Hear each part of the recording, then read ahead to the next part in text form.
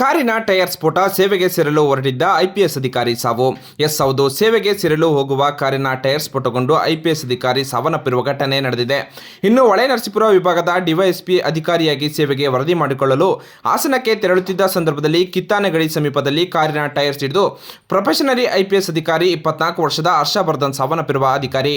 ಇನ್ನು ಹೊಳೆನರಸೀಪುರ ಡಿವೈಎಸ್ಪಿಯಾಗಿ ನಿಯೋಜನೆಗೊಂಡಿದ್ದ ಹರ್ಷವರ್ಧನ್ ಮೈಸೂರಿನಲ್ಲಿ ದಕ್ಷಿಣ ವಲಯದ ಐಜಿ ಬೋರಲಿಂಗಯ್ಯ ಅವರನ್ನು ಭೇಟಿ ಮಾಡಿ ಹಾಸನದಲ್ಲಿ ಎಸ್ಪಿ ಸುಜಿತಾ ಅವರ ಬಳಿ ಕೆಲಸಕ್ಕೆ ವರದಿ ಮಾಡಿಕೊಳ್ಳಲು ಇಲಾಖೆಯ ಬುಲೆರೋ ಜೀಪಿನಲ್ಲಿ ಹೋಗುವ ಸಂದರ್ಭದಲ್ಲಿ ಜೀಪಿನ ಟೈರ್ ಸಿಡಿದು ಹರ್ಷವರ್ಧನ್ ಗಂಭೀರವಾಗಿ ಗಾಯಗೊಂಡಿದ್ದರು.